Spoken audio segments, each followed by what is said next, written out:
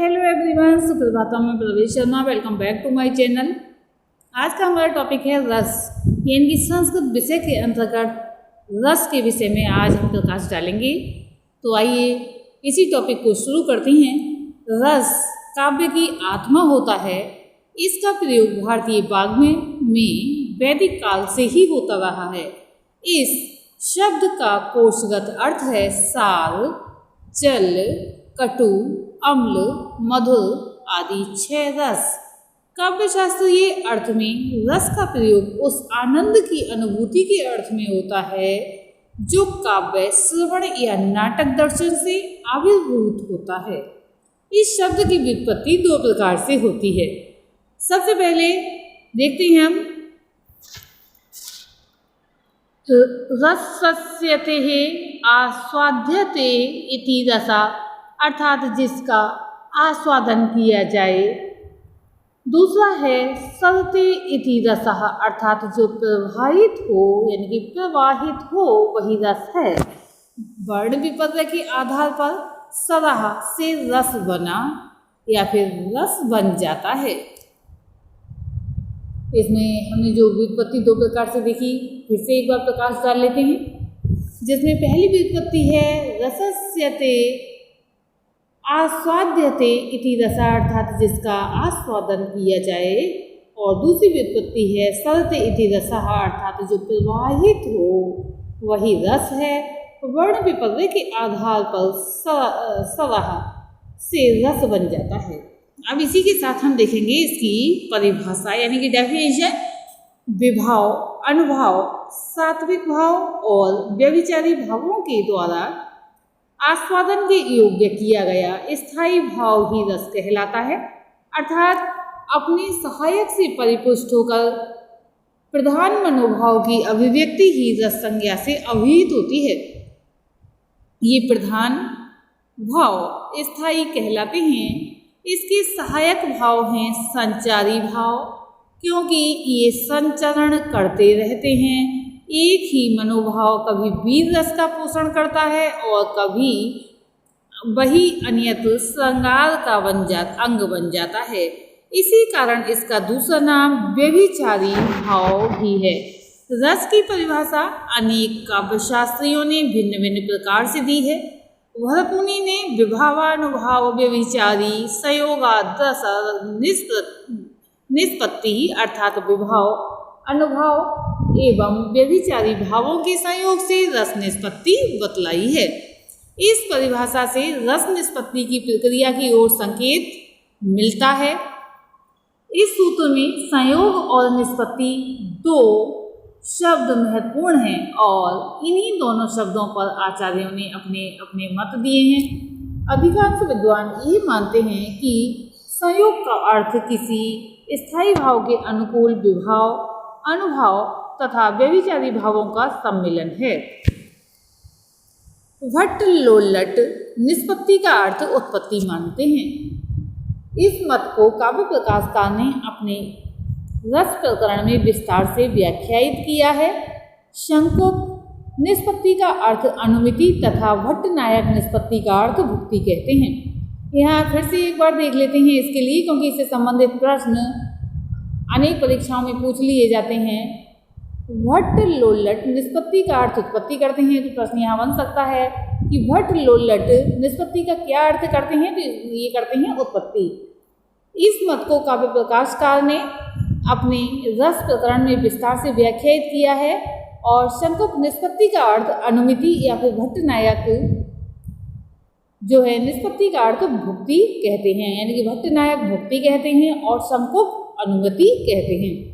साहित्य दर्पणकार विश्वनाथ ने रस स्वरूप का निरूपण करते हुए उसे अखंड, स्वयं प्रकाश, आनंद स्वरूप, चिद्रूप, ब्रह्मानंद सहोदर आदि कहा है। अंतःकरण में रजोगुण और तमोगुण को दबाकर तीसरे गुण सत्व के सुंदर स्वच्छ प्रकाश होने से रस का साक्षात्कार होता है।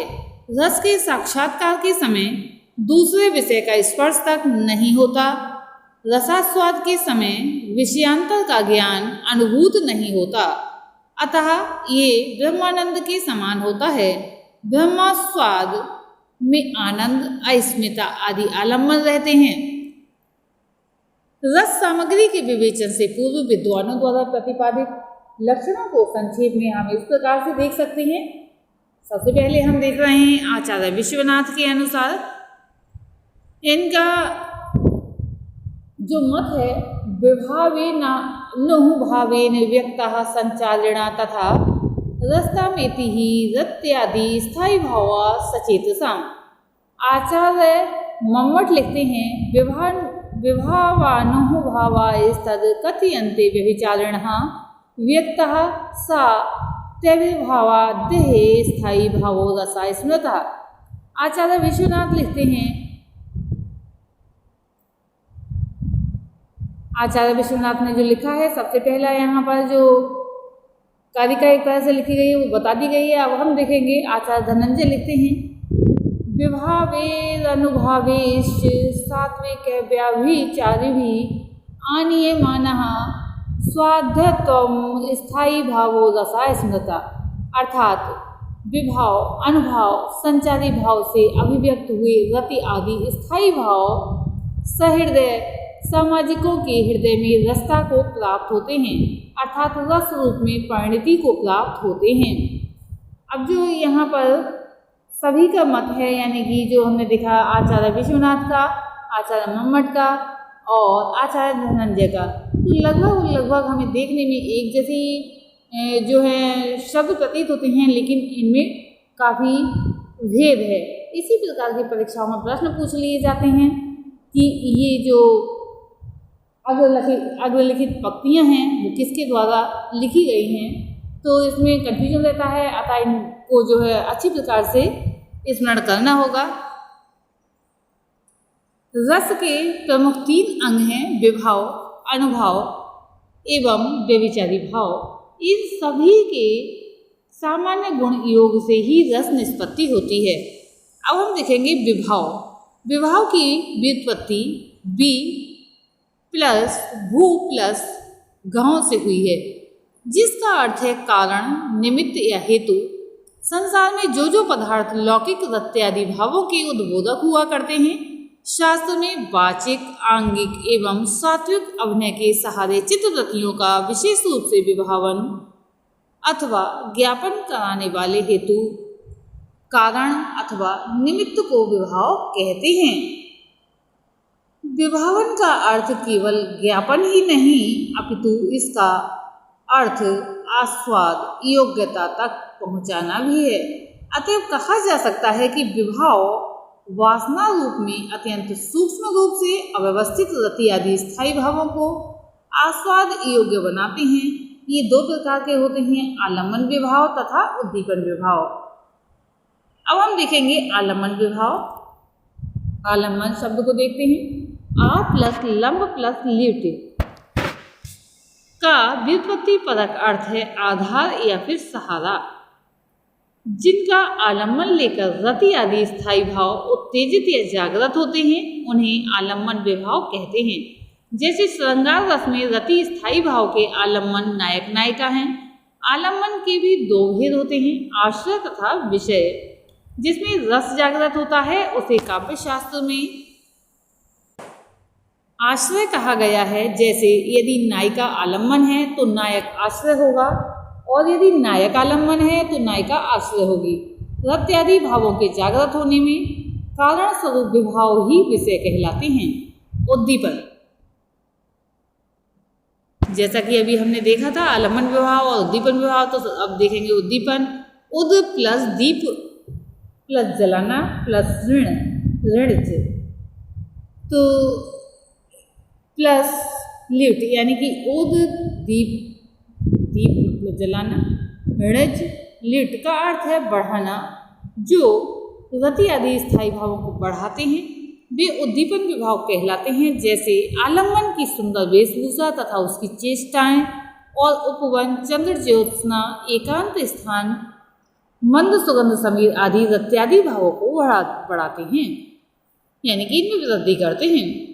अब देखेंगे हम अनुभाव। अनु प्लस भू प्लस ऋच प्लस गम के कोशगत अर्थ हैं महिमा, प्रभाव, दृढ़ विश्वास, दृढ़ संकल्प आदि।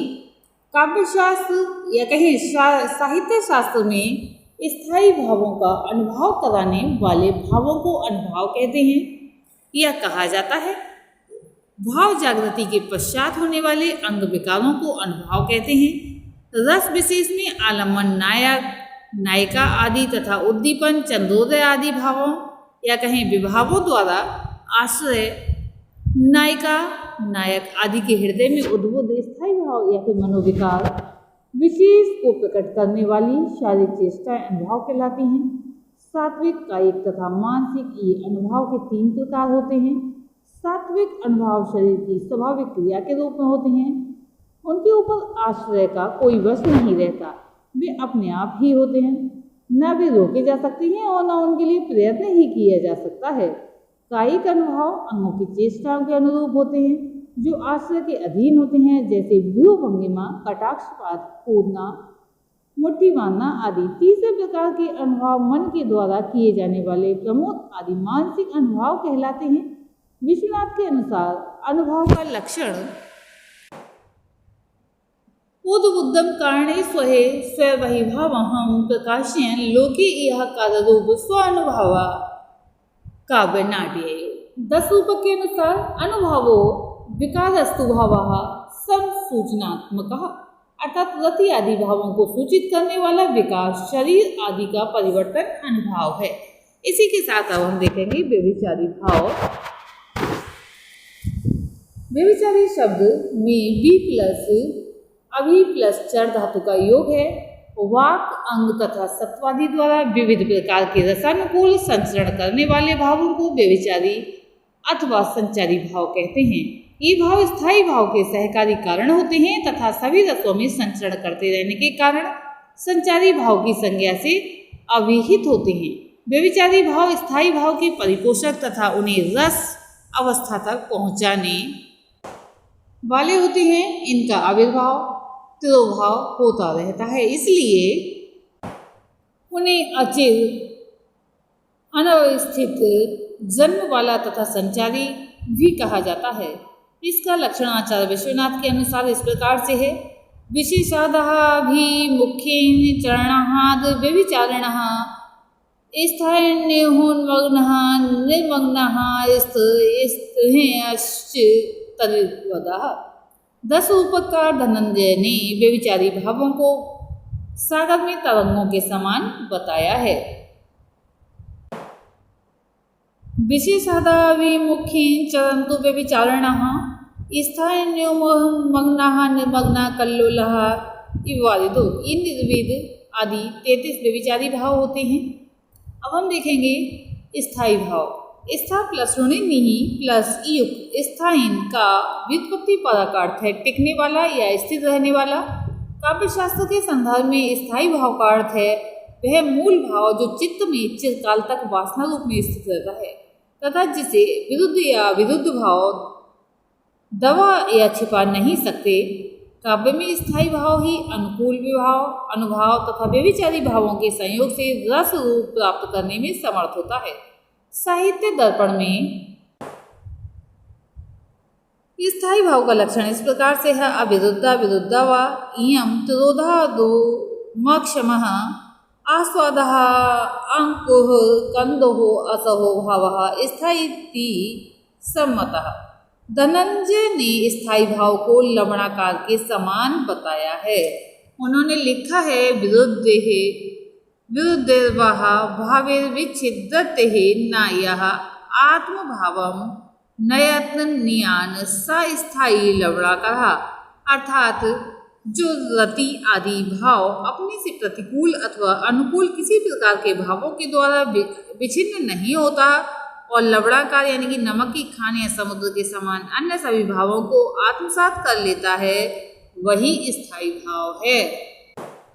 भरत मुनि ने अन्य भावों की तुलना में स्थायी भाव की श्रेष्ठता प्रतिपादित करते हुए कहा है कि जैसे सामान्य पुरुषों में नरेंद्र श्रेष्ठ है तथा शिष्यों में गुरु श्रेष्ठ है, वैसे ही स्थायी भाव अन्य भावों की अपेक्षा अधिक शक्तिशाली होते हैं।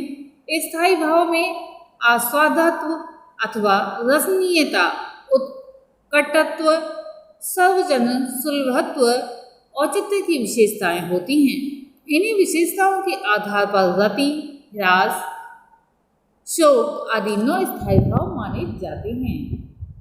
यह बताया गया है रति, हास यानी कि हास्य रस का जो स्थायी भाव है हास, शोक आदि 9 स्थायी भाव माने हैं तथा इन्हीं संख्या के आधार पर रस भेद हुए हैं। साहित्य दर्पण के अनुसार रतिर्हासस्य शोकस्य क्रोधोत्साहो भयम तथा जुगुप्सः विस्मयश्चेष्टमष्टौ प्रोक्ता समोऽपि च। अर्थात रति, हास, शोक, क्रोध, उत्साह, भय, जुगुप्सा और विस्मय ये 8 स्थायी भाव कहे गए हैं और शम भी नमम स्थायी भाव कहा गया है। 10 उपकार के अनुसार स्थायी भाव इस प्रकार से हैं। रत्युत्साह जुगुप्सा क्रोधो हासः रम्यो भयं शोका सममपि हि केचित् प्राहु पुष्टि नाट्येषु नेतस्य। अर्थात रति, उत्साह, जुगुप्सा, क्रोध, हास, विस्मय, भय तथा शोक कुछ आचार्य शम को भी नमम स्थायी भाव कहते हैं, किंतु उस शम की पुष्टि रूपों में नहीं होती है। अब हम देखेंगे स्थायी भावों के लक्षण। तो सबसे पहले देख रहे हैं रति। रतिर्मनः अनुकूले अर्थे मनसः प्रवणहितम, अर्थात मन का प्रिय वस्तु के विषय में प्रेम पूर्ण तत्परता का भाव रति है। हास वागादि व्यकृतः चेतोः विकासो हास्यते, अर्थात वचन आदि के विकारों से होने वाला चित्त का विकास जो है हास कहलाता है। शोक इष्ट नासादि चेतोः वैक्लव्यम, शोक शब्द भाग कहा, अर्थात प्रिय के नाशादि के कारण चित्त का व्याकुल होना शोक कहलाता है। क्रोध प्रतिकूलेषु तत्क्षणस्यावबोधः क्रोध इष्यते, अर्थात विरोधियों के विषय में उत्कट अपकार करने के ज्ञान को उत्पन्न करने वाला चित्त विकार विशेष क्रोध कहलाता है। उत्साह कार्यारंभेषु सरंभः स्थिरानुत्साहे उच्यते, अर्थात कार्यारंभ में अत्यंत स्थिर आवेश को उत्साह कहते हैं। भय रौद्र शक्त्या तु जनितः चित्त वैक्लव्यम भयम, अर्थात रौद्र की स्थिति से उत्पन्न चित्त की व्याकुलता को बढ़ाने वाला मनोवृत्ति विशेष भय कहलाता है। जुगुप्सा दोषी क्षणादि भी गह जुगुप्सः विषयोद्भव, अर्थात दोष दर्शन के कारण भोग्य वस्तुओं में उत्पन्न होने वाली घृणा जुगुप्सा कहलाती है। विस्मय विविधेषु पदार्थेषु लोक सीमातिः वर्तिषु, अर्थात नाना प्रकार के लोक की सीमा का अतिक्रमण करने वाले अर्थात अलौकिक पदार्थों में चित्त का जो विकास या विकार है उसे विस्मय कहा जाता है। अब देखेंगे हम शम। शमो निरीहावस्थायां स्वात्मभिः श्रामजहं सुखम, अर्थात निष्प्रह अवस्था में चित्त में विश्राम से उत्पन्न सुख सम कहलाता है, अर्थात संपूर्ण चित्तवृत्तियों के विराम वाला निर्वेद इसका स्थायी भाव है। इसी के साथ हम देखेंगे रस भेद। श्रृंगार हास्य करुण रौद्र वीर भयानकः विभत्सो अद्भुतः इत्यष्टो रसा शांतिस्तथा मता, अर्थात श्रृंगार हास्य करुण रौद्र वीर भयानक विभत्स और अद्भुत इस प्रकार 8 रस माने गए हैं। नमा शांत रस भी माना गया है। तो सबसे पहले यह देख रहे हैं श्रृंगार। श्रृंगार ही मनमथोद भेद दागमनः हेतुकः उत्तम प्रकृति प्रायो रसा श्रृंगारिष्यते, अर्थात कामदेव का उद्रेक श्रृंग कहलाता है, उसके आगमन को श्रृंगार कहते हैं। ये उत्तम प्रकृति वाला तथा रति स्थायी वाला होता है या स्थायी भाव वाला होता है। इसके 2 भेद संभोग तथा विप्रलंब होते हैं। अब हम देखेंगे हास्य। विकृतः कारावागवेशः चेष्टादेः कुहकाद् भवेत् हास्यो हास स्थायी भावः श्वेत प्रमथ देवतः। अर्थात विकृत आकार, वाणी, वेश तथा चेष्टादि वाला रस हास्य होता है। इसका स्थायी भाव हास है। इसके पात्रों के आधार पर इसके 6 भेद होते हैं। अब देख रहे हैं हम करुण। इष्टनाशाद निष्ठास्ते करुणाख्यो रसो भवेत धीरः कपोत वर्णो अयम कथितो यम देवता। अर्थात प्रिय वस्तु के अथवा पुत्रादि के विनष्ट होने से अथवा मृत्यु होने से तथा अनिष्ट की प्राप्ति से करुण नामक रस होता है। इसका स्थायी भाव शोक है। ये कपोत वर्ण वाला तथा शम देव वाला है, ऐसा पंडितों ने कहा है। इसी के साथ हम देखेंगे रौद्र। रौद्र क्रोधा स्थायी भावो रक्तो रुद्राधिदेवता। अर्थात रति, हास्यो, क्रोध, उत्साह, भय, जुगुप्सा और विस्मय ये 8 स्थायी भाव कहे गए हैं और सम भी नवम स्थायी भाव कहा गया है। तो इसी के अंतर्गत जो हम रौद्र रस देख रहे हैं, रौद्र क्रोधा स्थायी भावो रक्तो रुद्रादि देवता। अर्थात रौद्र रस का स्थायी भाव क्रोध है। इसका वर्ण लाल होता है क्योंकि क्रोध रजोगुण से उत्पन्न होता है। इसी के साथ हम देखेंगे वीर रस। उत्तम प्रकृति वीरः उत्साह स्थापिहि भावुकः महेंद्र देवतो हेम वर्णो अयम समुदायता।